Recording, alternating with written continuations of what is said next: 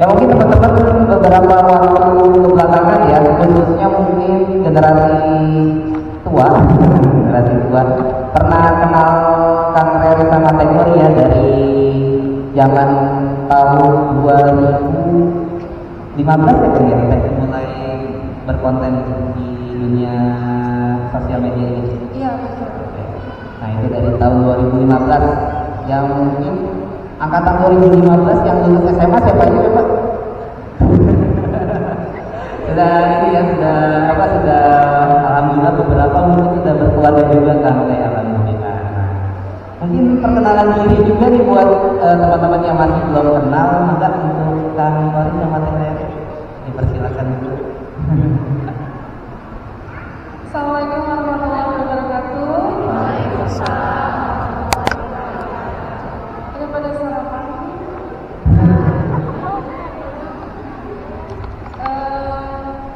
Alhamdulillahirabbil alamin wa bihi nasta'in ala umuri dunya waddin. Wassalatu wassalamu ala asyrofil anbiya'i wal mursalin wa ala alihi wa sahbihi ajma'in. Amma ba'd.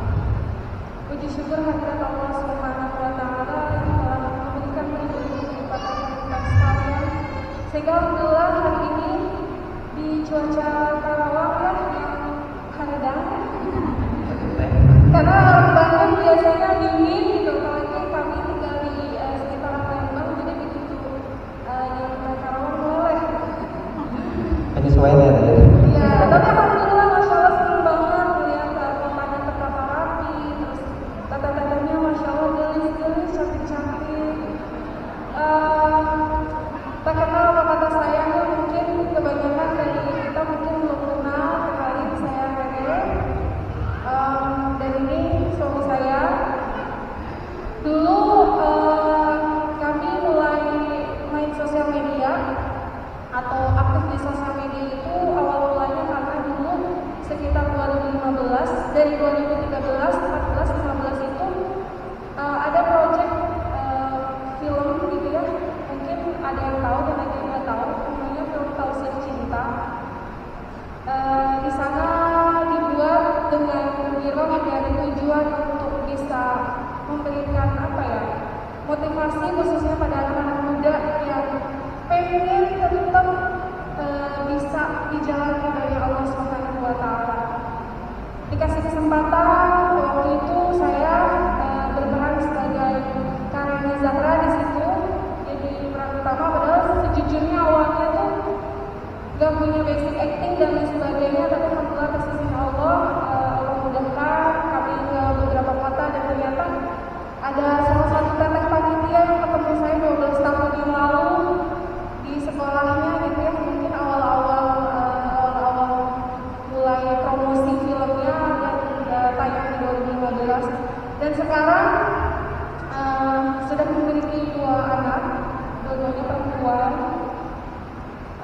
Sudah nggak aktif main film. Kalau dulu kan 2015, 2017 masih main web series di filmmaker Muslim. Mungkin kalau Bangsa Cinta nggak bisa kita lihat ya, kita nggak bisa lihat karena yang lebar di bioskop. Tapi teman-teman mungkin bisa lihat di YouTube channelnya filmmaker Muslim, di sana masih ada kita ya. Ya semoga bisa jadi tontonan yang jadi pengingat kita semua.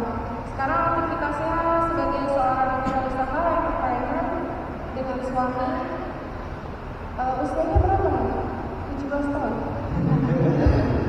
Alhamdulillah kami sudah suami kepala 33 tahun ini.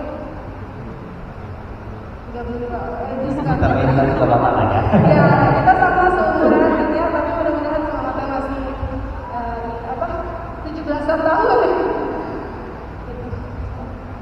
Bismillahirrahmanirrahim. Assalamualaikum warahmatullahi wabarakatuh. Waalaikumsalam warahmatullahi wabarakatuh.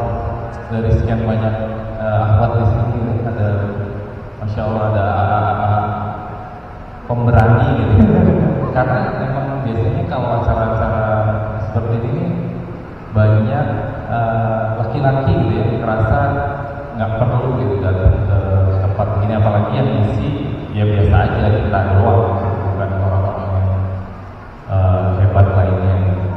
Jadi patut diacungi jempol nih buat Masya Allah. dan bisa jadi pilihan gitu, pilihan yang paling awal-awal buat dipilih jadi calon suami karena mereka masih semangat untuk belajar walaupun masih bisa.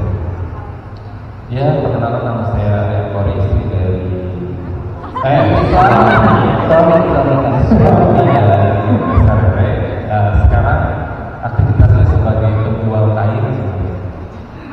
Ya emang karena lagi menggeluti usaha di inilah ada perkainan gitu.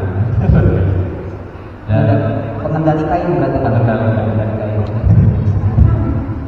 Ya alhamdulillah di tahun 2013 kita menikah, berarti tahun ini masuk ke tahun 11. Kita menikah di umur saya 22 tahun, Rere 21 tahun, posisi waktu itu masih kuliah tapi sambil kerja.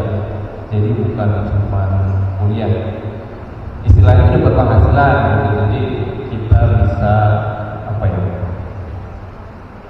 apa yang wajib bagi suami bisa terlaksanakan. Paling itu. Ya. Oke, terima kasih untuk Kang Rere. Ini ikut-ikutan saya.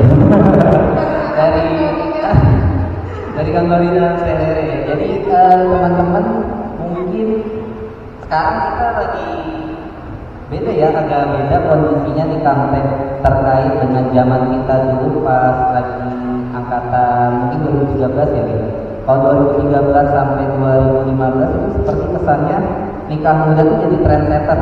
Nah betul. Tapi kalau sekarang karena mungkin banyaknya teman-teman Gen Z ya, tahun 97 ke atasan, itu tuh lebih positif tinggi. Ya udahlah, gua nyari kerja dulu, nyari pengalaman dulu, hidup dengan tenang dan yang lain-lain gitu. Nah, menurut Kang Kori dan Teh Rere nih, apakah ketika kita memang menikah itu apakah patokannya hanya dari usia atau dari penampilannya aja kita udah siap nikah? Maksudnya penampilan kita udah high, udah mimpi basah mungkin untuk laki-laki gitu ya udah bisa nikah gitu ya mungkin, atau seperti apa sih? Karena pergeseran ini cukup beda ya, karena mungkin teman-teman saat ini kita sering melihat kapan nih nikah gitu, itu malah jadi kayaknya lu mengintimidasi gua kapan gua nikah gitu kan. Enggak gitu. Padahal kalau kita tuh kapan nikah besok gitu kan, ya gitu. Kalau anak-anak zaman 2013 2015 gitu. Mungkin ada pandangan dari kalian dari akan-akan. Iya betul juga kata akan. Iya. Waktu awal-awal kita nikah tuh masya Allah, maksudnya acara-acara begini nih Pasti kebanyakan memang temanya tentang pernikahan. Makanya ini termasuk yang kita pertama kali lagi untuk datang offline gitu. Dengan tema pernikahan, mempersiapkan pernikahan. Dulu itu seminggu tuh kita bisa, misalkan ya bisa dibilang dari Aceh ke Papua tuh temanya sama. Ngomongin nikah ya. Tentang pernikahan. Yang tadi akan nanyain pandangan tentang nikah muda sebenarnya untuk zaman sekarang. Emang pergeserannya terasa banget. sangat. Kita terasa banget karena ada beberapa, maksudnya di sosial media pun sekarang bunyi-bunyi Nikah muda itu udah jarang didengar. udah jarang, dan ketika ada yang muncul itu bakal jadi apa ya? Jadi omongan gitu. Betul. Jadi omongan bagi teman-teman yang lain. Apaan sih masih muda kok udah mau, apalagi menikah kan tanggung jawab besar, besar banget insya Allah. Tapi dari tanggung jawab besar itu kita sendiri tuh merasain ya. Umur 22 tahun teman-teman kita yang masih seneng-seneng, masih main, kuliah gitu ya.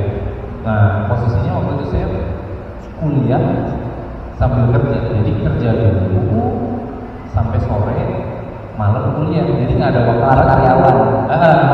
nggak ada waktu lagi buat main sampai jam 10. Kenapa akhirnya memutuskan untuk menikah di umur 22 tahun? Saya dan istri termasuk orang rantauan, jadi kami dari Cirebon dan berkegiatan saya di Tangerang Selatan, di Bintaro.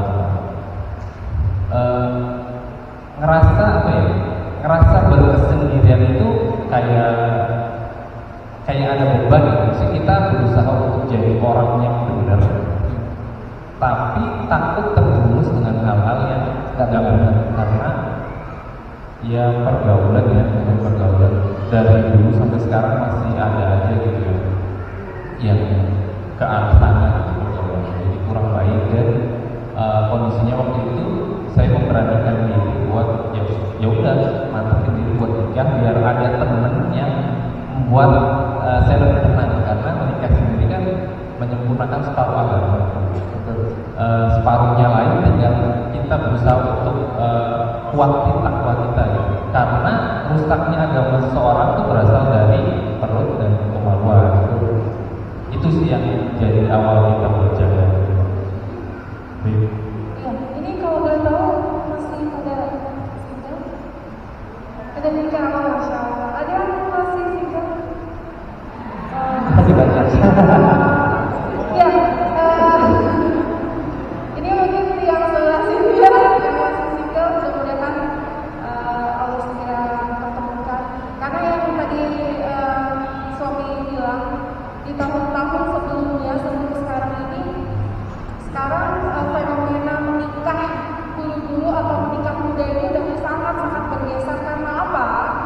Karena seperti yang kita tahu di sosial media atau di layar televisi dan lain sebagainya, banyak muncul berita perpisahan. Apalagi datangnya itu biasanya ada kebanyakan dari orang-orang yang kita kagumi pernikahannya betul. Jadi muncul kekhawatiran, muncul ketakutan, muncul keraguan. Yang tadinya berpikir, oh saya pengen ketemu sama seseorang yang tepat, yang bisa sama-sama meraih mimpi bersama, ya. Tapi begitu jalan, akhirnya beberapa di antaranya ada yang nggak jalan impiannya setelah menikah, terlebih kalau sudah punya anak dan lain sebagainya. Di tahun-tahun sebelumnya saya sering lihat di sosial media akun-akun sosmed ikhwan soleh ini yang followersnya banyak, termasuk lawan main saya dulu tuh kayak Masya Allah, ya Allah si saya satu yang kayak gini gitu ya, pengen yang soleh dan lain sebagainya. Dan itu sering banget saya lihat dan saya temui. Tapi semakin kesini orang-orang semakin menghalalkan untuk ya udahlah proses perkenalan dulu. Proses perkenalan dulunya bukan dengan cara yang baik, tapi dengan cara yang tidak baik, yaitu menjalin hubungan pacaran. Dan ini yang sebenarnya dikhawatirkan, karena menikah ataupun tidak menikah itu ada saja ujiannya. Kadang dulu orang bilang oh menikah udah selesai gitu, apalagi kalau yang mulia aku ini pusing kuliah pulang pakai nikah aja gitu ya. Padahal sebenarnya nikah juga pusing gitu ya. Pusingnya apa? Banyak sekali gitu. Jadi gimana kita menyikapi fenomena saat ini? Ya udah kita berusaha ikhtiar dulu aja, meraih mimpi dan sebagainya. Sebetulnya itu kita gak bisa memutuskan sendiri, karena semua yang terjadi di kehidupan kita adalah takdir Allah. Kita gak bisa memilih untuk cepat-cepat menikah atau nanti saja, karena semua menjadi takdir Allah. Yang harus bisa kita kerjakan adalah berusaha sebaik mungkin untuk bisa menjadi pribadi yang baik sebelum nanti ketemu dengan seseorang yang memang akan menjadi jodoh kita. Karena kita nggak tahu setelah keluar dari masjid ini, insya Allah kita dikasih umur atau tidak, atau nanti ketika kita menyebut bulan suci Ramadan, apakah Allah masih kasih kesempatan kita untuk bernafas, atau Allah masih kasih kesempatan kita untuk menebus dosa-dosa kita selama 1 tahun ini. Jadi yang menjadi fokus kita adalah insya Allah berusaha jadi pribadi yang lebih baik, dan mudah-mudahan Allah pertemukan dengan yang terbaik. Masya Allah, terima kasih. Nah itu jadi masalah nikah muda atau enggak itu sekarang bukan menjadi sesuatu keharusan ya Kang Teh ya. Yang paling penting itu persiapannya. Nah kalau misalnya pacaran itu bukan menjadi jalan untuk menjemput jodoh yang baik, ada nggak sih ikhtiar lain yang bisa kita lakukan dengan khususnya teman-teman yang sedang mencari pendamping hidup di Kang Teh? Sebenarnya mungkin ada yang penasaran gak sih gimana kita ditemukan gitu, atau gak usah? Biasanya kadang dulu sering banget nanya gimana sih awal mula ketemu gitu ya. Mungkin sedikit cerita ya, mudah-mudahan waktu ini cukup. Amin. Jadi dulu saya itu belum seperti ini ya. Saya itu dulu suka sekali yang namanya drama Korea. Drakor. Bayangannya punya jodoh yang mirip drama Korea ya. Pokoknya. Iya, dia kan dulu dapat wajib doang.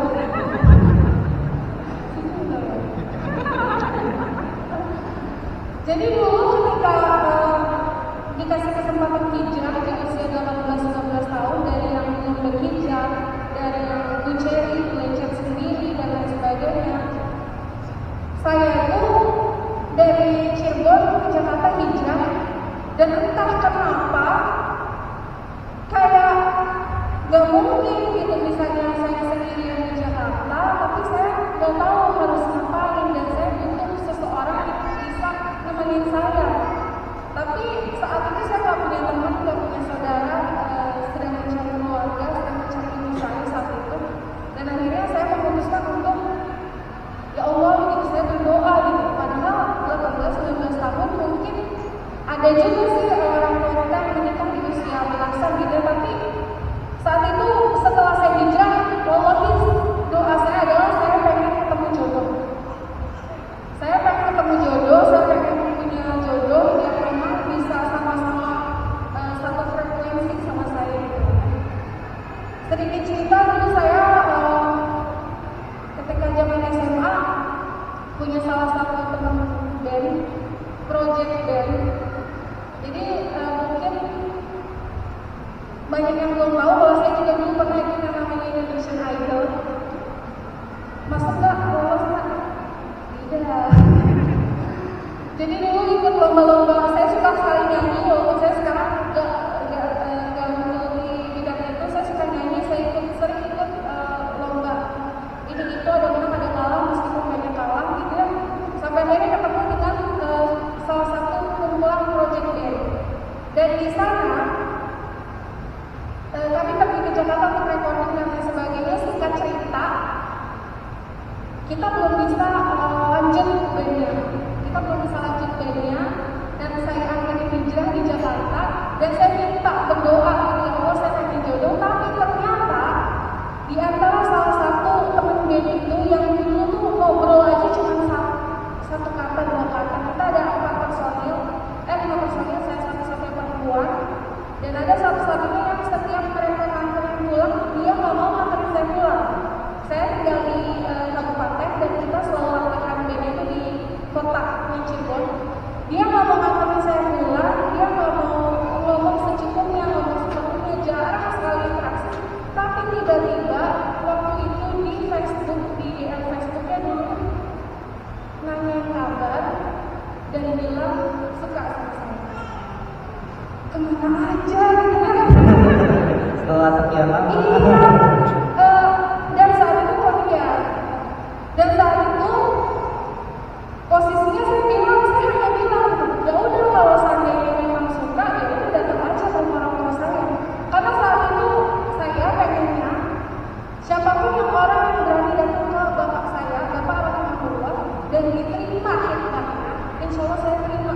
Walaupun waktu itu yang Allah mudah-mudahan yang kayak orang Korea gitu yang datang gitu ya, nggak bohong gitu. Kalau dalam hati pengen yang terbaik gitu, tapi semuanya diserahkan gitu, semuanya diserahkan ke bapak. Beliau datang ke rumah, saya juga kaget gitu ya. Saya kaget kok dia berani datang ke rumah, ngomong pengen hikmah dan lain sebagainya. Kira-kira diterima?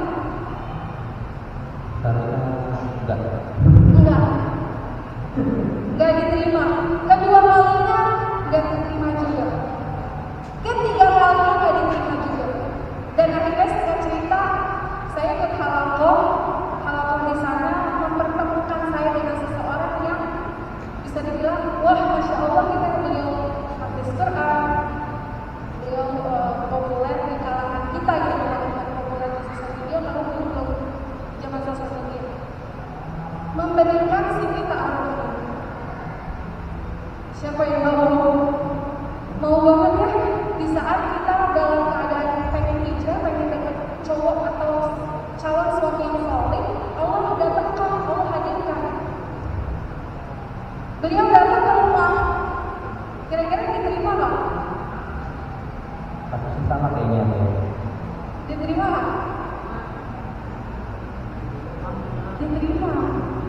Beda. Tapi saat itu saya seakan-akan ditampar-tampar gitu. Karena apa? Karena saat saya hijrah, saat ini saya datang ke majelis-majelis ilmu saat itu dan lagi semangat-semangatnya belajar ilmu agama. Tapi tujuan saya bukan karena Allah. Dapat apa? Dapat jodoh. Karena mereka dapat jodoh. Bagaimana saya bisa menjalankan peran saya sebagai seorang istri karena kalau saya saat itu pengennya dapat jodoh yang terbaik, tapi saya nggak berusaha memperbaiki diri, hanya berusaha memperbaiki diri di calon jodoh saya. Akhirnya saya coba sholat istiqoroh dan lain sebagainya. Singkat cerita, tiba-tiba salah satu teman band saya nge-WhatsApp waktu itu, "Re, tolong beri saya satu kesempatan lagi." Pakai emosi ini. Dan entah kenapa saat itu saya merasa kayak apa namanya fenomena apa yang zaman dulu yang ya udah bikin cantik gitu ya. Saya minta keduanya datang sekaligus ke rumah bergantian pada waktu dan hari yang nggak jauh beda. Akhirnya teman band saya datang ke rumah dan seseorang yang ta'aruf yang dengan saya yang saya merasa saya bakal berjodoh dengan dia datang ke rumah. Ternyata Allah berkehendak lain. Allah menerima lamaran teman band saya yang sekarang jadi suami saya. Kira-kira saya mau kabur ya waktu itu? Jujur saya mau kabur ya. Ini serius dan diterima dia gitu ya. Saya bilang lagi ya udah kalau seandainya memang iya, karena kan saya tahu sekali beliau itu saat itu belum siap gitu. Saya belum siap, yakin ini cepet banget gitu. Saya bilang akhir bulan ini juga kita nikah. Kalau enggak saya nggak mau. Akhir bulan itu juga dilaksanakan pernikahan dan disiapkan semuanya oleh keluarga suami saya dengan sangat sederhana, dan saya waktu itu didandanin sama teman saya di kamar dengan teman saya seperti ini kan serius saya menikah gitu sama dia yang dulu ngobrol aja itu jarang gitu ya, nganterin saya pulang aja itu nggak mau gitu. Tapi masya Allah udah setelah akad semua bilang sah. Jujur untuk yang pertama kalinya saya mulai jatuh cinta dengan suami saya. Masya Allah. Berasa ada kelip-kelip gitu ya. Cerita ini sih ceritanya apa ya? Proses 4 kali itu sebenarnya bukan dalam waktu singkat ya, tapi hampir 2,5 tahun proses Bertahap bertahap. dan ya emang waktu awal saya datang ke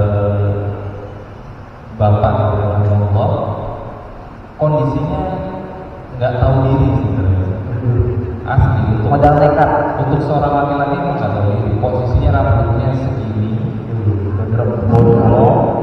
ya kerjanya belum dapat kerjaan yang pas saya kuliah itu masih apa aja saya kerjain. Ya wajar orang tua mana yang mau ngasih anaknya ke orang yang tampilannya jadi gitu.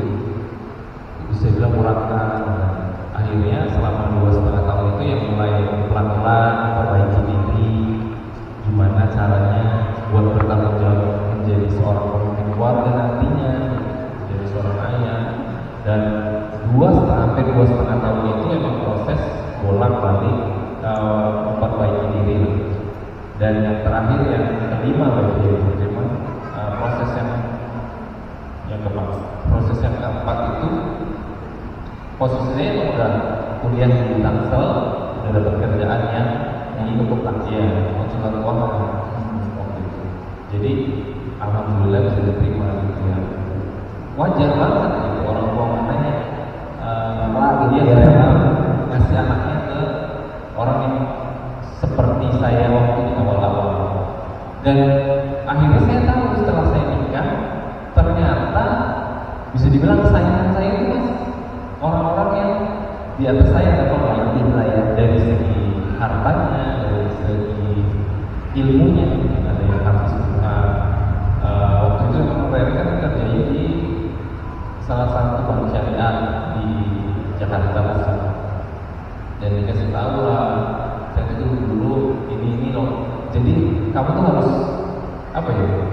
Harus merasa beruntung bahwa kamu yang dipilih sama Allah buat menemani Rere gitu, dibanding orang-orang hebat yang lainnya. Insya Allah. Jadi balik lagi teman-teman, ketika kita sudah punya bare minimumnya gitu ya, kapan saya harus menikah, ya harus ada persiapan gitu, jangan benar-benar modal nekat. Mungkin memang kalau untuk laki-laki gitu ya, kita bisa cuma patokan katanya harta doang gitu, padahal nggak bisa teman-teman. Teman-teman juga yang laki-laki khususnya nih nanti akan jadi kepala rumah tangga, teman-teman harus punya apa ya namanya ilmu-ilmu yang akan membantu teman-teman ketika nanti teman-teman menjadi kepala rumah tangga. Terlebih bisa jadi apa yang teman-teman dapatkan hari ini gitu, ingin jadi suami dari istri teman-teman itu adalah perjuangan yang sangat luar biasa. Kalau nanti kamu Kori gitu ya, saingannya tinggi-tinggi gitu lah, biasa bisa dibilang belajar gitu kalau kata kamu Kori. Tapi kan Allah yang menentukan segala sesuatu, tapi kita juga harus mempersiapkan. Oke, balik lagi untuk jadi ketika kita nggak perlu pacaran, kita juga perbaiki diri, ketemu circle yang baik gitu kan. Nah, bare minimumnya sendiri ketika ketika diterima nih, khususnya Kang Kori gitu ya. Kenapa sih bisa diterima pas banget gitu? Apakah karena emang udah ngaji doang atau punya nilai jual lain gitu sebagai seorang suami? Mungkin efek dari persiapan sebelum nikahnya sih. Oh gitu. Kayak gimana? Karena kan panjang proses, apalagi untuk pernikahan itu butuh persiapan yang sebenarnya rumit tapi memang harus dilakukan gitu.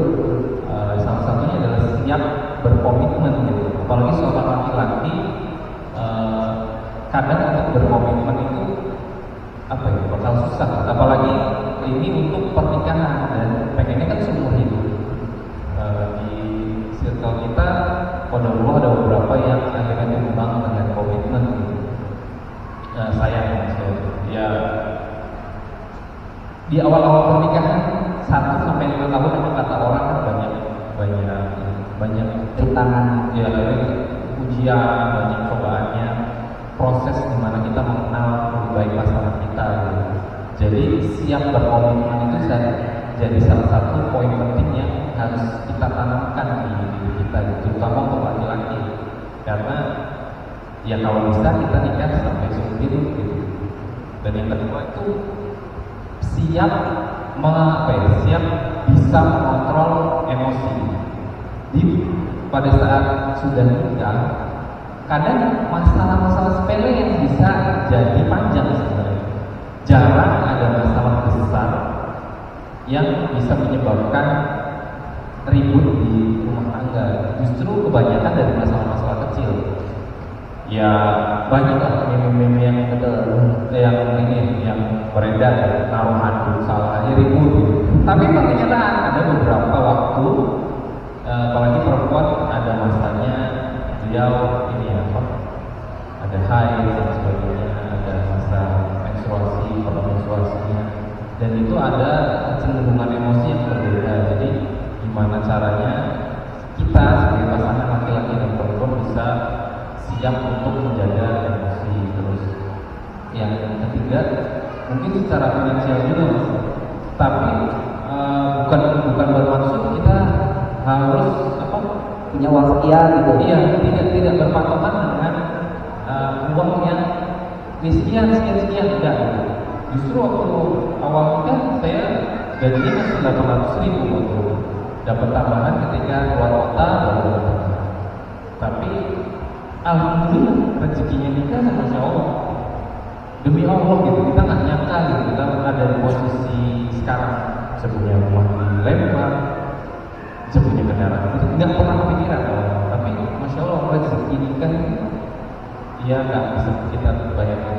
Intinya kesiapan finansial itu maksudnya gimana caranya kita sebagai pasangan bisa merawat apa yang Allah karuniakan ke kita. Gimana caranya dengan Allah kasih segitu kita bisa merasa bersyukur, merasa qanaah lainnya, tidak berlebihan dan menyatukan visi-visi terkait dengan keuangan juga. Kita nanti mau bawa kemana? Kita mau bawa kemana? Di tahun kedua, kalau nggak salah kita baru sadar bahwa akhirnya kita memutuskan untuk apa ya? Jangan sekali-kali berhutang kalau memang tidak ada butuhnya, maksudnya tidak urgent. Hutang kan boleh, cuman hutang dengan secara halal aja itu bikin pusing, apalagi hutang dengan cara yang tidak halal. Iya, ya itulah kita dapat pelajaran di tahun pertama bagaimana kita memutuskan untuk mulai dari ini sampai sekarang alhamdulillah kita berusaha untuk tidak berhutang. Kayak gitu. Dan yang terakhir mungkin kesiapan kita menjadi apa ya, seorang kepala keluarga, menjadi seorang ayah untuk laki-laki dan menjadi seorang ibu, menjadi madrasah pertama bagi anak-anaknya nanti.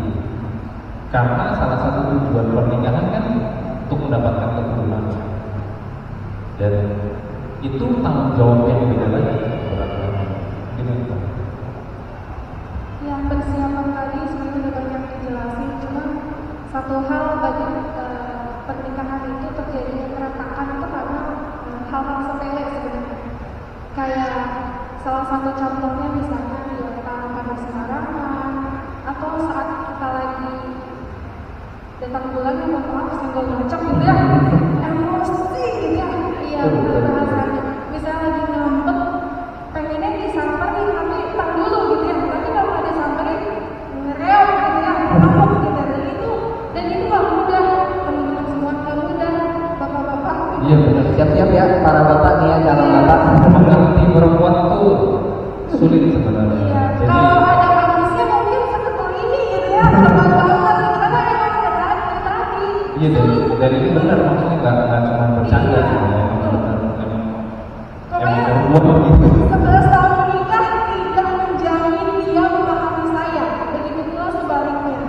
Jadi kalau tadi dari segi suami berusaha memahami, mempersiapkan diri itu memahami, karena bukan hanya finansial ya, walaupun jujur kalau finansial aman hati senang itu dapat apa-apanya, tapi enggak juga gitu. 2 tahun pertama kami pernikahan, kami menikah mungkin kadang sehari bukan 1 kali dan itu berdua kali. Makanya itu badan saya kurus banget, kita berdua kurus gitu ya. Kalau sekarang jadi pekar kita. Karena memang ya namanya ujian rumah tangga perihal sakit, saya sakit nggak bisa ke rumah sakit dan BPJS saat ini ditolak di mana-mana, dan itu ngerasain sekali. Dan ini yang harus bisa kita juga pahami ketika mau menikah, maka saling bisa menyampaikan kekurangan dan kelebihan masing-masing. Apa yang menjadi keinginan juga sampaikan, jangan sampai ketika menikah aku tuh pengen nikah baru-baru, jangan sampai seperti itu gitu. Cukup masalah-masalah kecil aja yang akan lagi di rumah tangga, jangan sampai masalah-masalah besar seperti kita tidak diizinkan bisa melanjutkan kuliah dan lain sebagainya. Jadi itu sih. Oke, terima kasih Bu ya. Jadi teman-teman buat yang sudah menikah mungkin relate ya, tapi buat yang sedang proses menuju pernikahan, persiapkan diri teman-teman sudah mungkin, utamanya nih untuk bapak-bapak nih ya. Ya saya juga pengalaman gitu ya, karena alhamdulillah sudah menikah juga gitu kan. Jadi ya terima-terima aja, hadapi dengan ketenangan hati gitu kan, dan jangan sampai teman-teman semua ikut emosi, karena kalau laki-laki udah emosi itu beda. Bahkan talak itu ketika laki-laki emosi itu diterima sama pengadilan jika ada saksinya gitu. Nah jadi harus hati-hati nih teman-teman semua ya tentang emosi ini. Sama paling mungkin teman-teman juga bertanya tadi ya, katanya konten trainer kreator gitu, tapi belum punya konten yang mungkin belum pernah teman-teman lihat. Nah, mungkin hari ini kita akan lihat salah satu konten gitu ya dari Kang Wari sama TPP yang mungkin katanya sih ibu-ibu relate banget tentang ini, tapi bapak-bapak coba kita lihat ya apakah benar enggak. Mangga, saya dipersilakan.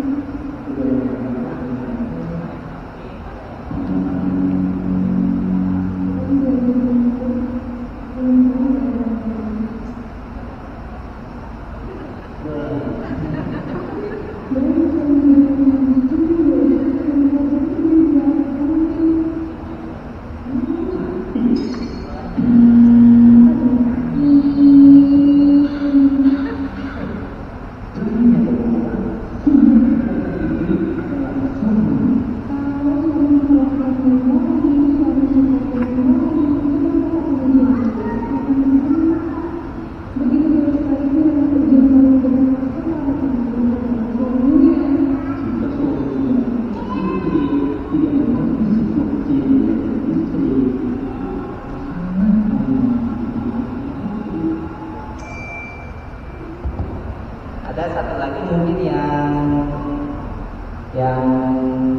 tentang kadang suami itu kan bekerja ya teman-teman ya. Nah ini bisa jadi pembelajaran untuk teman-teman nanti di depannya.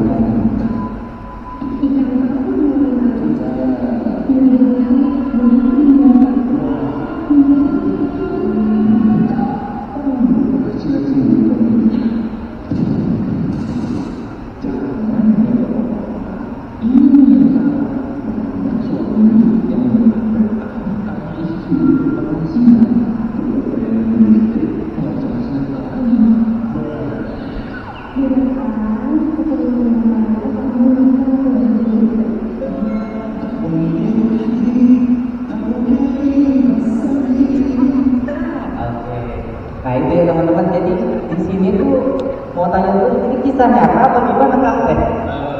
Puntennya itu kita tuh apa ya? Kita berusaha memaksimalkan sosial media yang kita punya, tapi dengan cara yang nggak terlalu serius. Jadi hasil video-video yang kita buat itu sebenarnya berasal dari curhatan-curhatan teman-teman followersnya istri terkait kehidupannya gitu. Jadi kita gimana ya caranya bisa mengemas ini supaya nggak terlalu mengerikan gitu yang dialami oleh para pelaku rumah tangga sebenarnya. Dan kontennya jadinya agak ya, lebih ke lawak gitu karena pengen lebih bikin santai biar orang-orang bisa lebih terima. Jadi itu intinya itu hasil dari Curhatan. Nah berarti secara nggak langsung mungkin orang-orang yang sudah menikah itu juga masih gampang ya kalau terkait tanggung jawab sebagai masing-masing sebagai suami atau istri. Nah kalau dari TVR sama Kang Poli ini seharusnya suami istri itu seperti apa ya tanggung jawab dan pembagian tugasnya gitu? Ya, yang tadi dijelaskan kalau itu berdasarkan dari kisah, sebenarnya kisahnya apa ya? Kisahnya gitu aja, mudah-mudahan. Karena banyak sekali sekarang yang mungkin lihat di akun TikTok dan lain sebagainya, banyak istri-istri yang curhat gitu. Kayak kemarin saya lihat ada konten yang bilang kalau bisa milih misalnya ibu, istri, anak, mana urutan pertama?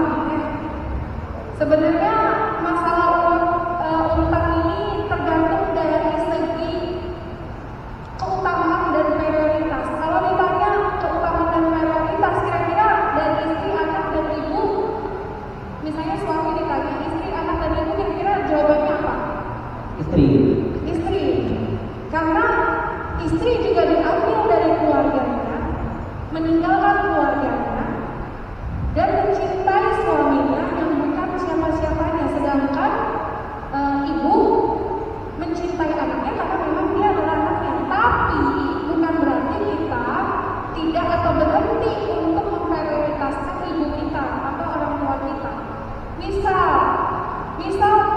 kalau seandainya orang tua kita sudah sembuh, sakit dan lain sebagainya, istri harus mengizinkan suami untuk memberi nafkah, untuk untuk berusaha merawat ibunya. Tapi utamakan dulu siapanya? Istrinya. Jangan sampai istri anaknya belum makan, tapi kita memberikan nafkah ke orang lain selain istri anak. Jadi kalau ditanya peran suami istri itu seperti apa, sebenarnya banyak sekali PR kita itu banyak sekali. Ada lagi cerita ketika suami sudah memberikan nafkahnya untuk membayar listrik dan lain sebagainya, sedangkan istrinya itu nggak dapat apa-apa, yang dalam arti nggak ada kesempatan untuk hanya sekedar jajan cilok yang 5.000 gitu ya.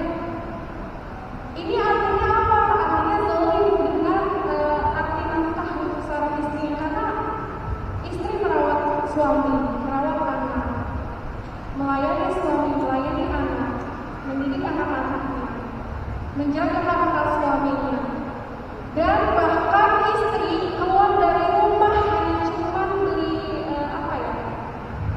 deterjen gitu di warung tanpa seizin suaminya, nggak diperbolehkan dalam Islam. Karena kan kita pikir ya udahlah orang mau beli itu doang nggak pakai izin. Jangan sampai saya sendiri nggak berani kalau saya misalnya pergi ke warung tanpa izin dengan suami saya, karena ini yang paling penting. Lalu kenapa seorang istri tidak menjadi prioritas utama kalau seorang istri sendiri tidak mau berusaha menghormati haknya suami? Akibat dari suami istri masing-masing. Yang tadi disampaikan kalau suami harus memahami kamus-kamus istri, begitu pula istri. Jangan sampai ketika istri dalam keadaan waras itu seperti misalnya lagi gak mood gitu, lagi gak bad mood gitu ya, istri melupakan kewajibannya, mohon maaf ini agak sedikit sensitif, misalnya kewajiban dalam melayani suami. Kan kadang mengatakan kita sebenarnya tidak boleh menolak ajakan suami, menolak melayani suami. Tapi kita bisa sampaikan, bukan berarti misalnya kita bilang capek dan lain sebagainya. Dan suami pun bisa menyampaikan kalau kita kamu mau apa dulu, mau ngetrit, saling ngetrit satu sama lain, saling melayani satu sama lain. Dan ini yang harus kita persiapkan sebelum kita menikah, ataupun yang sekarang sudah menikah tapi kadang-kadang terlupakan kewajiban dan haknya masing-masing dari pasangan kita. Jadi kalau kita mau berusaha dimengerti oleh suami, maka kita juga harus berusaha mengerti suami. Karena yang tadi disampaikan, suami itu terjaga di apa tadi? Kemampuannya dan perutnya. Gimana kalau kita seandainya dalam keadaan lelah, capek, lapar, ngurusin anak, kira-kira emosi nggak kalau anaknya lagi tantrum sama ya? Nah, sama suami juga misalnya sedang dalam keadaan lelah, pulang ke rumah, kita marah-marah. Boleh marah-marah, boleh menyampaikan kesalahan kita, tapi coba kasih isi dulu perutnya, kenyangkan dulu perutnya, baru sampaikan. Ngamuk boleh setelah kenyangnya, karena bakal lebih dalam. Coba kalau seandainya suami lapar, kita lapar, terus kita ngamuk, kira-kira ngamuk juga? Ngamuk juga. Jadi dia yang harus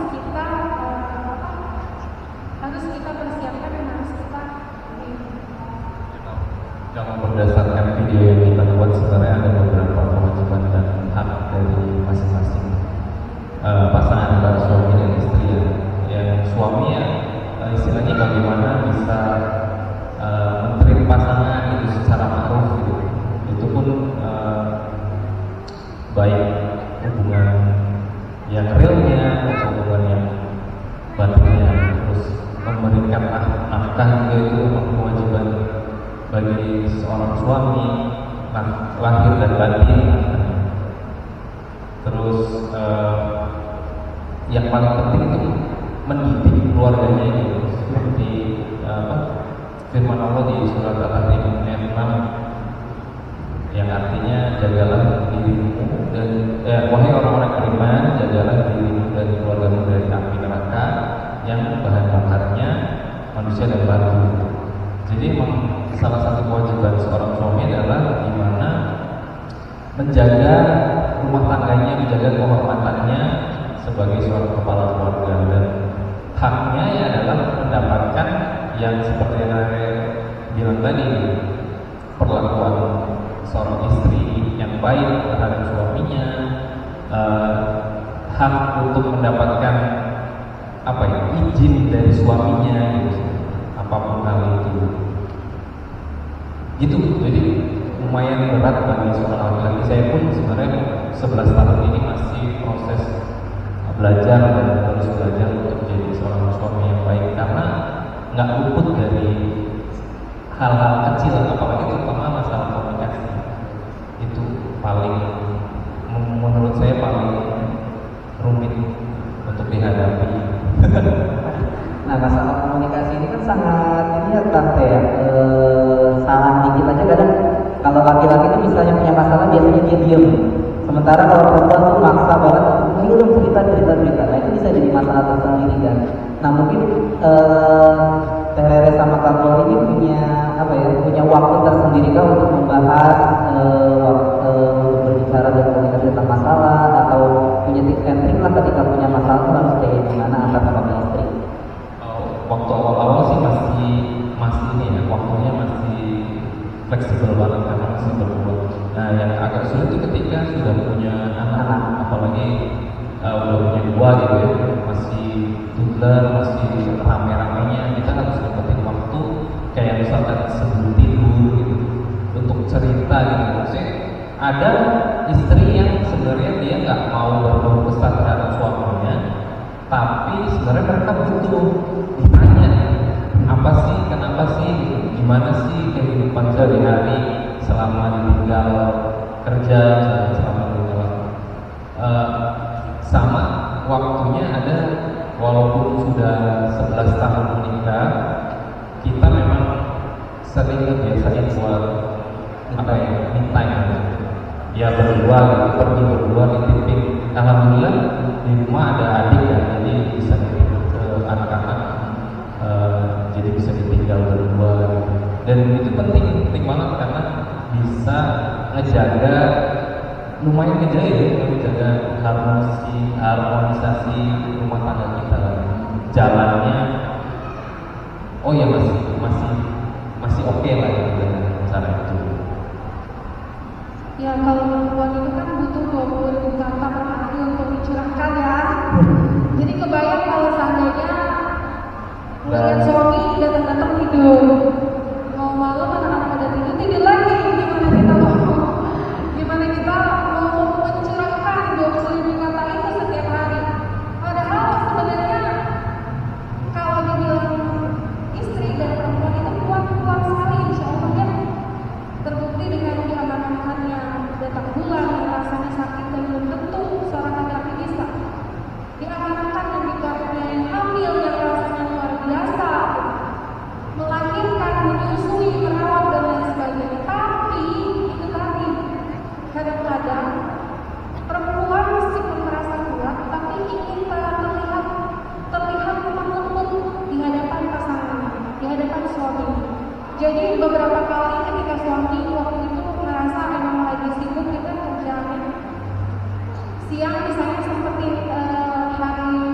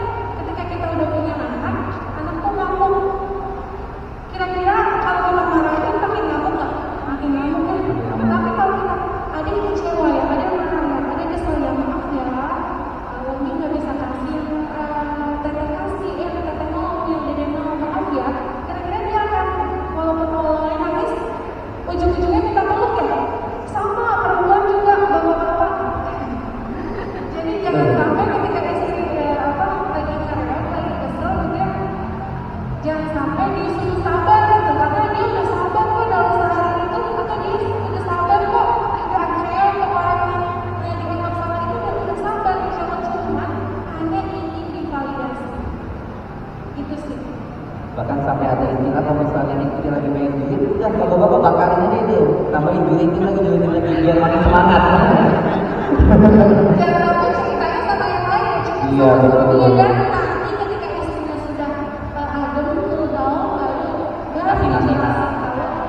karena kita baik anak ataupun kita orang dewasa akan lebih menerima nasihat ketika dalam keadaan hati yang bahagia dan tenang. Nah itu jadi ada waktunya ya bapak-bapak ya maksudnya. Jadi kalau misalnya ibu-ibu mungkin memahami bapak-bapaknya supaya maskulinitasnya tuh terjaga, ya udah hargai mereka punya waktu, hargai mereka punya kekuatan, berikanlah yang terbaik gitu. Misalnya minta tolong itu sebenarnya laki-laki walaupun males gitu, padahal tuh mereka tuh gue masih dibutuhin sama istri gue gitu. Nah sementara kalau misalnya yang ibu-ibu nih ketika mereka lagi capek, ya udah kenapa sayang capek ya, yaudah ntar saya cuci, nah itu kan enak gitu ya. Ini sambil ada 100.000 buat jajan, mantap gitu kan. Terus itu komunikasi is the key gitu ya. Jadi jangan sampai rumah tangga itu 70% isinya obrolan. Tapi kalau misalnya teman-teman misalnya nanti rumah tangga diem-dieman, itu rumah tangga apa kuburan gitu ya. Oke, makasih saya dan Kak Bori atas sharing tentang pengalamannya gitu ya. Nah mungkin nih saat ini nih teman-teman semua nih kita masuk ke sesi tanya jawab. Kira-kira ada yang ingin nanya nggak? Kita buka dulu untuk satu Iwan atau apa deh? Yang Iwan dulu ada? Wah Iwan merasa terintimidasi nggak? Tenang, sama kita ngerasain juga kita gitu kan. Ya dan kita coba ke ibu atau tanya dulu nih, mangga silakan. Ada? Oh, maaf, silakan. Yang diri aja. Iya, silakan Bu.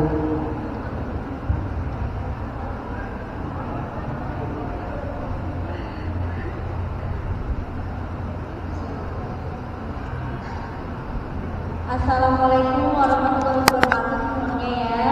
Waalaikumsalam warahmatullahi wabarakatuh. Nama saya Mbak Widya Astuti, saya asli dari orang Semarang. Mau bertanya dengan Masnya dan Mbaknya dan semuanya ya. Sekarang begini ya Mas ya. Emang jadinya sebelum menikah itu pandangan kita begitu sangat indah dan sekali. Seperti apa Mbak Wi? Seperti bintang dan bulan yang dimana di langit ya. Indah banget lah pokoknya. Ya, bang ya. Kemudian untuk menikah seperti kayak semua cobaan-cobaan yang begitu dahsyat seperti laut yang begitu ombak dan begitu besar. Bagaimana kita bisa wanita ya kedua menghadapi ini semua seperti perahu itu tidak boleh tidak air di dalam laut.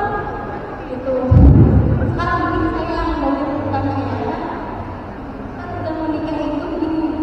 Sekarang lelaki itu egoisnya sih mau menang sendiri. Rasa dirinya itu saya sudah kerja, saya sudah bisa masih makan anak dan istri.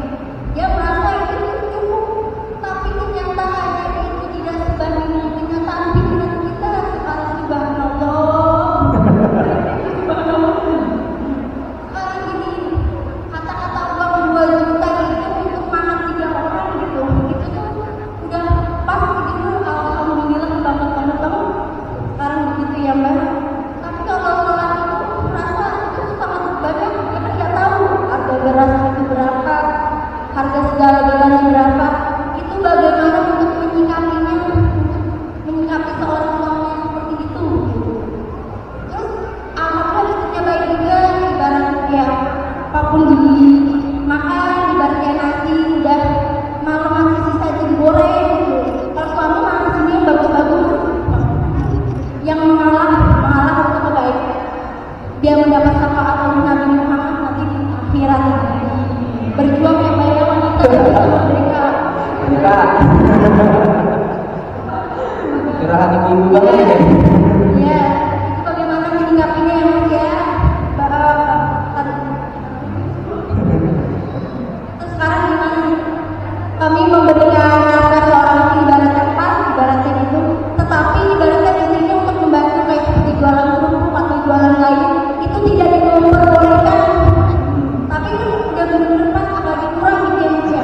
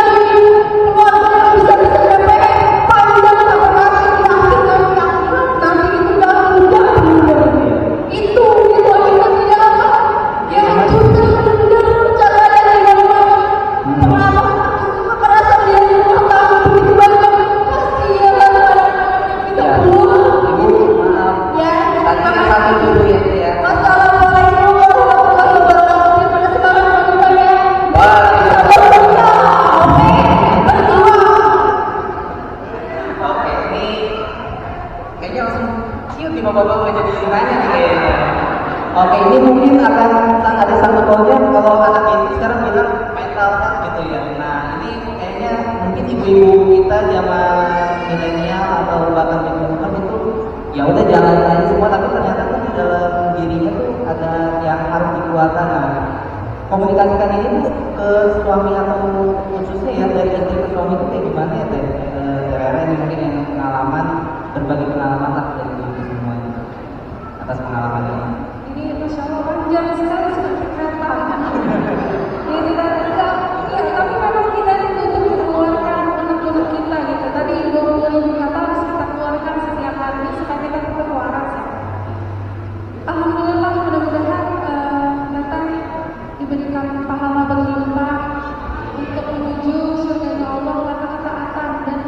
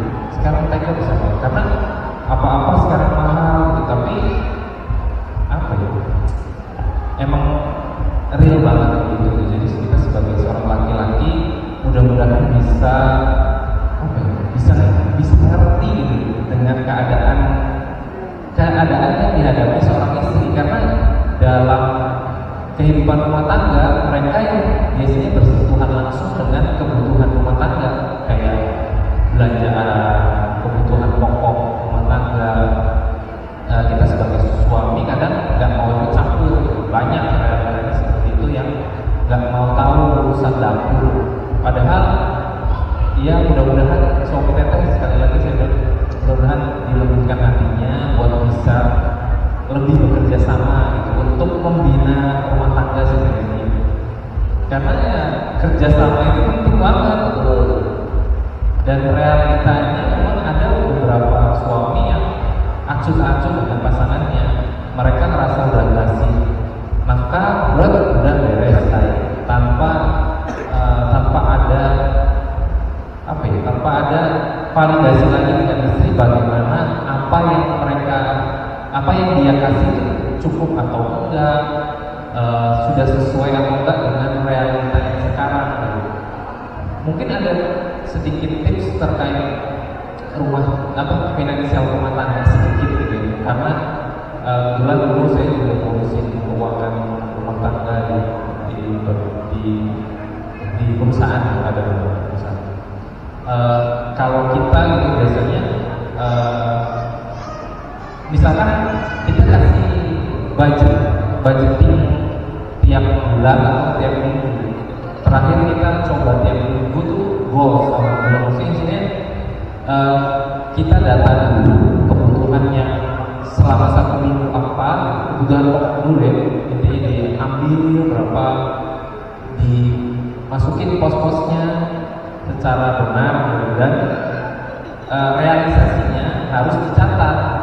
Kan sekarang banyak tuh Excel yang di mobile. Excel mobile kan gampang banget, gampang kita akses gitu. Ketika kita belanja, kita langsung catat, kita taruh misalkan di satu grup, isinya satu, saya dan istri, dan khusus untuk pengeluaran yang harian. Jadi ketahuan tuh, kita pos ini ternyata kayaknya terlalu boros, bisa kita kurangi, kita bisa alihkan ke yang lain. Kayak gitu sih, intinya ada beberapa hal sepele banget, tinggal catat masalah keuangan, pengeluaran tiap hari, kita insya Allah bisa kontrol apa yang kita kasih ke istri bisa mengelola lebih baik. Tapi ya itu sekali lagi mudah-mudahan suami nanti bisa diajak kerja sama, karena ada beberapa laki-laki yang nggak mau tahu. Betul. Dan nasihat sama lelaki juga ya, jadi silakan luangkan waktu gitu ya kepada istri, teman-teman semua, bahwa namanya rumah tangga harus kerjasama gitu, jangan mau sendiri, dan komunikasi itu adalah kuncinya gitu ya. Oke, selanjutnya untuk penanya selanjutnya dari laki-laki, Iwan ada? Dari Iwan ada yang punya? Oh enggak, silakan Kak.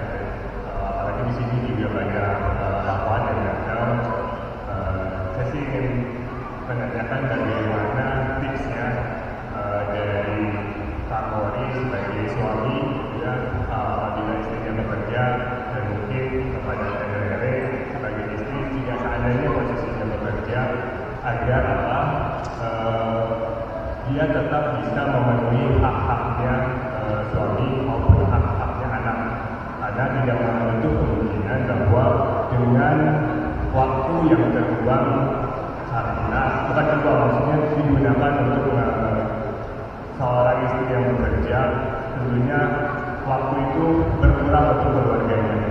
Nah, bagaimana seorang ibu dan juga seorang istri tetap bisa memenuhi kewajiban-kewajibannya agar tidak lalai terhadap tugas utamanya, karena tugas utamanya seorang istri mungkin bukan bekerja ya, tapi memang melayani suami dan anak-anak. Terima kasih.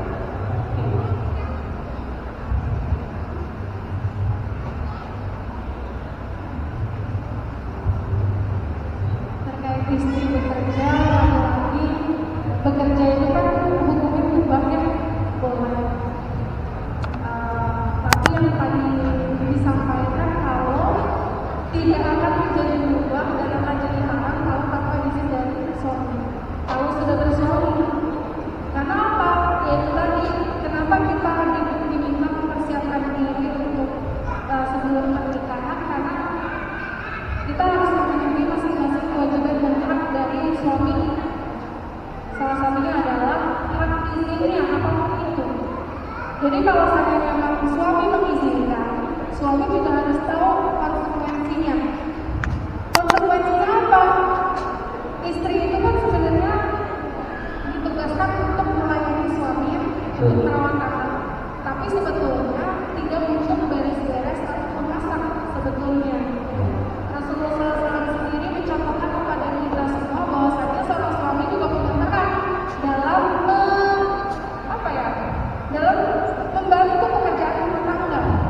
Jadi sekiranya kalau seandainya memang suami mengizinkan, artinya suami sudah mengizinkan juga dan memohon waktu untuk membantu mengurus pekerjaan rumah tangga. Kita pun yang saat ini diberi amanah boleh diperbolehkan untuk bekerja, kita harus pertama yaitu prioritaskan pertama anak dan suami dengan kayak gimana caranya. Allah atas izin Allah saya kerja di rumah gitu ya, kalau dulu sebelumnya kita sama-sama kerja di kantor, tapi setelah punya anak kerja di rumah. Gimana cara membagi waktunya? Lagi-lagi komunikasi. Kamu pengen kita tuh setiap hari apa aja dulu, kita ngobrol brainstorming bareng-bareng sama pasangan masing-masing. Misal jadwal masak makanan untuk anak-anak dan suami kapan, jadwal beres-beres kapan, berangkat kerja itu shift pagi, shift malam, sore atau tidak. Itu tuh diobrolin, dilihat plus-minusnya, apakah sekiranya kita suami itu bisa dan ikhlas kalau istrinya bekerja. Tapi kalau seandainya suami nggak mengizinkan, kita nggak bisa memaksa. Dan juga suami berkewajiban sepenuhnya memberikan nafkah dan kebutuhan anak istrinya. Karena kan namanya bekerja itu kadang-kadang istri itu ya, kalau saya pribadi, saya itu karena saya suka dan saya pengen sama-sama bisa bantu keluarga. Dan saya pengen bisa beli sesuatu yang saya suka gitu ya. Pengen beli yang saya suka dan pengen beli sesuatu yang anak saya suka tanpa mengganggu uang nafkah yang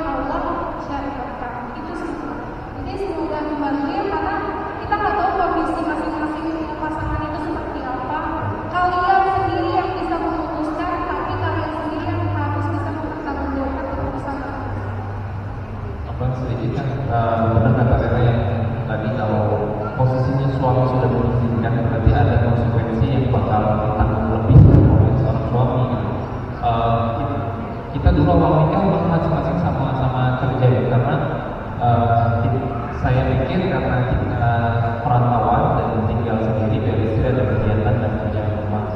Tapi alhamdulillah setelah berjalan waktu, saya ada kedekatan, istri yang resign di rumah, izin buat bikin usaha gitu. Alhamdulillah usahanya jadi berjalan sampai sekarang, dan pada waktu itu justru saya yang disuruh resign sama istri. Kenapa? Karena buat ngurusin usaha, udah di rumah aja ngurusin ini biar kita bisa ngobrol berdua, bisa banyak waktu berdua. Balik lagi ke konsekuensi tadi, ketika kita mengizinkan istri kita untuk bekerja, ya kita harus siap untuk memberikan fasilitas lain. Untuk misalkan kita kalau udah punya anak, ya kita bisa titip ke daycare juga, boleh insya Allah. Kalau niatnya emang sama-sama mulia untuk membuat rumah tangga menjadi lebih bahagia. Kalau masing-masing posisinya ngerasa bahwa oh ya sama-sama bekerja bisa menambah rezeki. Tapi sebenarnya masalah rezeki, apalagi udah nikah ya, walaupun suami kerja, walaupun istri kerja, kelihatannya dua, padahal satu, tetap aja harganya tetap jadi satu untuk keluarga. Intinya kembali lagi ke konsekuensi ketika kita mengizinkan istri kita bekerja dan ikut membantu, paling enggak ya kita tidak membebankan lebih. Masa istri kita bekerja tapi kita bisa santai, kok istri bekerja tetap harus mengurusi rumah tangga gitu. Intinya tetap harus sama-sama bekerja sama untuk membuat rumah tangga menjadi lebih harmonis, baik itu pekerjaan rumah tangga, baik itu ngurusin anak gitu. Itu sih yang paling simpelnya itu sih. Ya. Bahkan dalam salah satu riwayat Rasulullah pernah mengingatkan kepada para sahabatnya, ketika istri kalian kelelahan, maka di situ ada keharusan suami itu kalau nggak bisa membantu harus menyediakan pembantu malah. Nah itu jadi konsekuensi balik lagi ketika kita sudah menyiapkan segala sesuatunya, maka harus ada kesepakatan bersama. Dan terakhir nih Kang, ada pertanyaan dari Instagram Live dari LLA.5.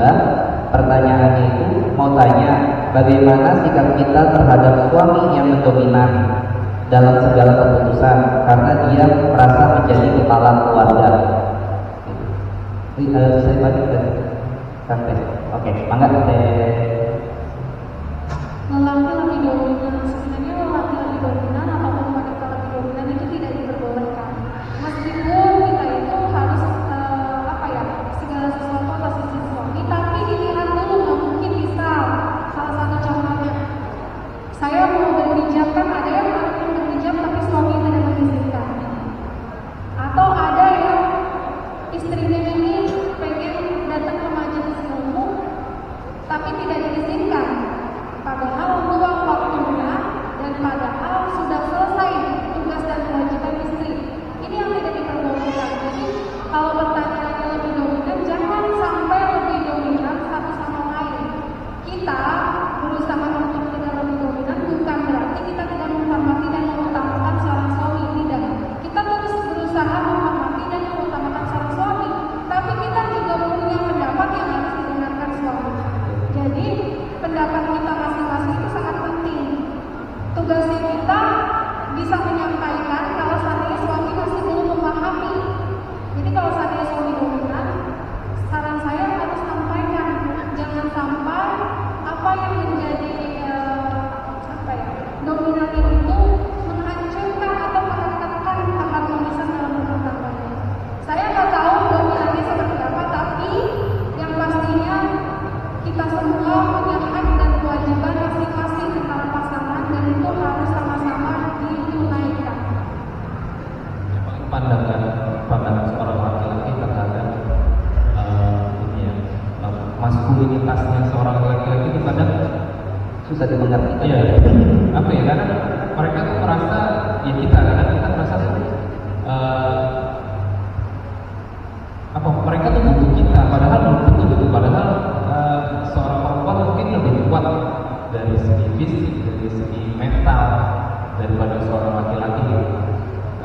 Kalau memang tabiatnya memang sudah keras gitu ya, biasanya kan ada tuh beberapa laki-laki yang memang keras, ya sebagai seorang perempuan menurut saya sih ya udah ikutin aja apa kata suami selama itu tidak melanggar syariat. Satu. Dan tanggung jawab yang akan ditempuh itu tanggung jawabnya suami. Jadi kadang maskulinitas itu membuat seorang suami jadi lebih giat kerja.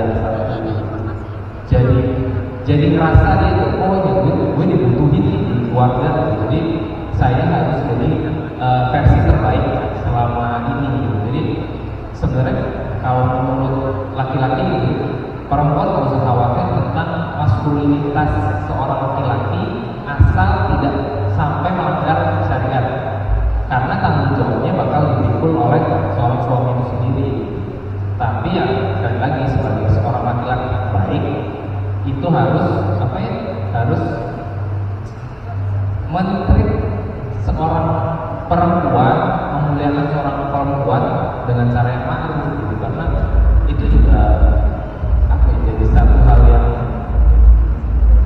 yang baik menurut saya untuk keberlangsungan rumah tangga. Jadi masalah maskulinitas jangan khawatir untuk perempuan, karena justru itu bikin seorang laki-laki bisa lebih giat bekerja dan merasa dia dibutuhkan keluarganya dan memunculkan versi terbaik dari seorang laki-laki. Kadang seperti itu orang laki-laki. Balik lagi ke komunikasinya. Jadi kalau misalnya sudah dalam tanda kutip debat nih, ya udah nggak apa-apa ikutin aja dulu sebagai istri gitu ya, karena nanti tanggung jawab itu akan dibebankan kepada suami ya. Pun kalau misalnya ada kesalahan, istri sudah mengingatkan gitu. Nah jadi konsep saling ingetin ini bukan siapa yang paling menang ya, beda dengan pertarungan debat gitu. Siapa yang paling jago ngomong dia yang menang enggak, tapi siapa yang paling waras dia yang bisa menyelesaikan perdebatan itu supaya tidak terjadi masalah yang berkelanjutan. Oke, terakhir nih ya, masih ada satu lagi khusus untuk akhwat. Satu lagi paling belakang, yang duluan tadi paling belakang yang kerudung hitam, dipersilakan.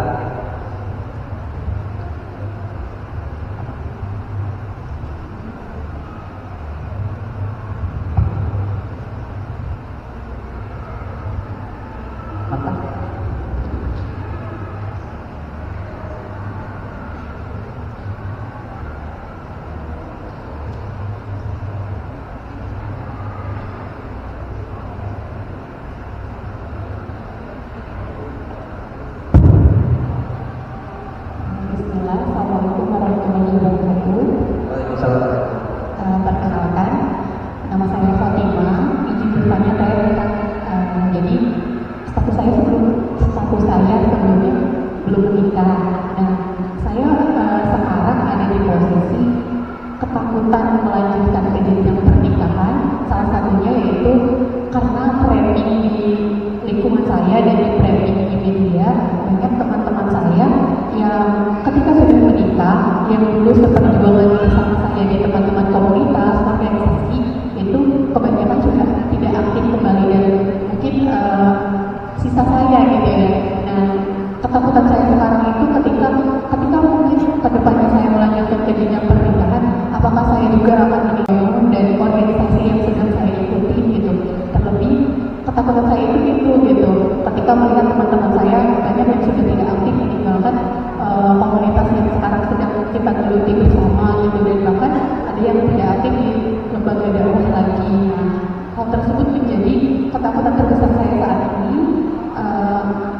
Saya ingin bertanya ke Teteh, bagaimana tipsnya agar bisa mensugesti diri saya bahwa memang menikah itu tidak menghambat potensi, tidak menghambat gerak langkah saya di lembaga dakwah ataupun komunitas yang insya Allah sedang saya bangun gitu. Mungkin cukup dari saya. Sekian. Wassalamualaikum warahmatullahi wabarakatuh.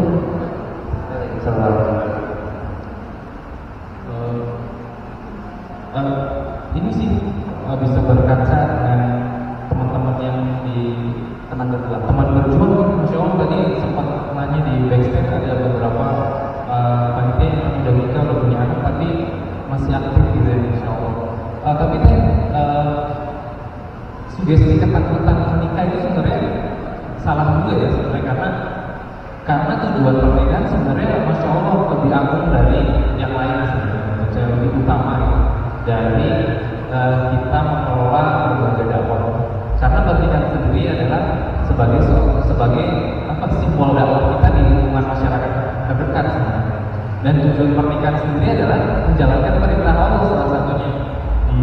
Kalau nggak salah di surah An-Nur ayat 32 itu ya, menikahkanlah bujang, gitu ya.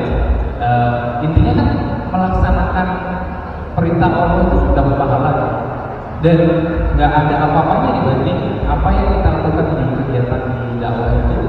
Kalau misalkan bisa akhirnya terhambat, gitu ya, kita ingat lagi tujuan utama kita nikah itu sebenarnya meraih ridho Allah, melaksanakan perintah Allah. Karena memang disebutkan di surah salah satu surah An-Nur ayat 32 kalau salah. Coba dilihat artinya gitu. Karena itu langsung dari Allah bertanya.